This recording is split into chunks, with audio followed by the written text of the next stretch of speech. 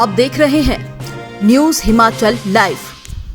भाजपा की जीत निश्चित, हम सरकार बना रहे हैं। भाजपा प्रदेश अध्यक्ष सुरेश कश्यप सह चुनाव प्रभारी देवेंद्र सिंह राणा, मंत्री सुरेश भारद्वाज और संगठन महामंत्री पवन राणा ने भाजपा कानून और कानूनी मामलों प्रकोष्ठ द्वारा आयोजित एक संगोष्ठी में भाग लिया।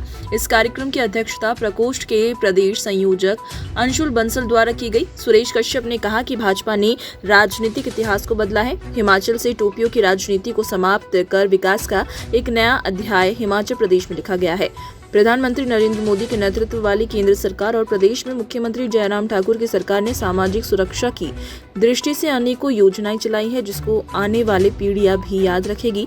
सामाजिक सुरक्षा की दृष्टि से हिमाचल पूरे देश में नंबर 1 है। प्रधानमंत्री ने देश की सुरक्षा को सशक्त बनाया है और यह इतिहास में पहली बार हुआ है कि चीन ने भी भारत की भूमि से अपने कदम पीछे खींच लिए। यह केवल इसलिए है क्योंकि हमारे देश में एक शक्तिशाली नेतृत्व है। मोदी जी के मार्गदर्शन में भारत विश्व की 5वीं सबसे बड़ी अर्थव्यवस्था बन गया है। भागीदार है और ये हमारा सौभाग्य है कि हम इस महामृत्युंजय के महायज्ञ में, जो राष्ट्र का यज्ञ है, उसमें हम सबको आहुति देने का मौका मिल रहा है। यशस्वी प्रधानमंत्री माननीय नरेंद्र मोदी साहब ने 2014 में जब भारत की बागडोर संभाली, भारत को एक सुदृढ़ नेतृत्व दिया, एक दिशा दी और भारत की दशा बदल दी। आज भारत को विश्व गुरु बनने में कोई रोक नहीं सकता, क्योंकि एक सुदृढ़ नेतृत्व है, एक सोच है, एक विचारधारा है और लक्ष्य की तरफ भारत अग्रसर हो रहा है। एक देश को 3 चीजों की जरूरत होती है तरक्की करने की: उसकी इकोनॉमी, उसके defence, strategic affairs and internal affairs.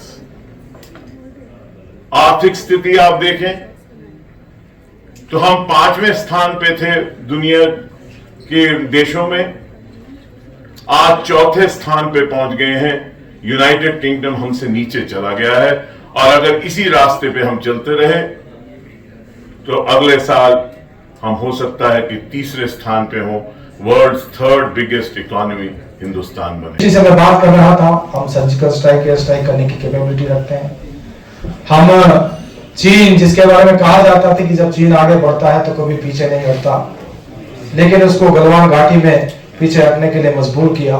तो एक मजबूत नेतृत्व तो आज हमारे पास है और जो योजना इस देश में लागू की गई आज, इसी प्रकार से प्रदेश में माननीय जयराम ठाकुर जी के रूप में एक बहुत सहज, बहुत सरल ऐसे मुख्यमंत्री हमको मिले हैं। और अगर हम पूरे 5 वर्ष का लगभग कार्यकाल जो हुआ है, उसमें हिमाचल प्रदेश ने जिस प्रकार से, चाहे विकास की हम बात करें या कोविड के समय की बात करें, बहुत बेहतर ढंग से काम किया।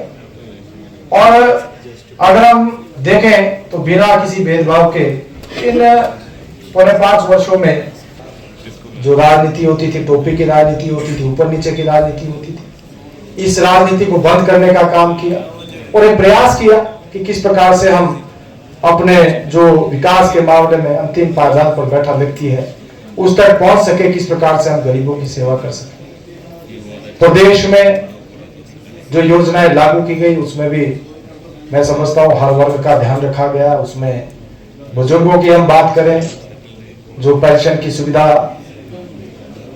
पहले बिना के जो आयु सीमा थी, जयराम ठाकुर जी ने पहले 80 वर्ष से उसको घटाकर अभी 60 वर्ष कर दिया। करीब 7.5 लाख लोगों को प्रदेश में आज उसका लाभ मिल रहा है। इसी प्रकार से ये सुनिश्चित किया गया कि हम हर घर को गैस दें, उसके लिए मुख्यमंत्री गृहिणी सुविधा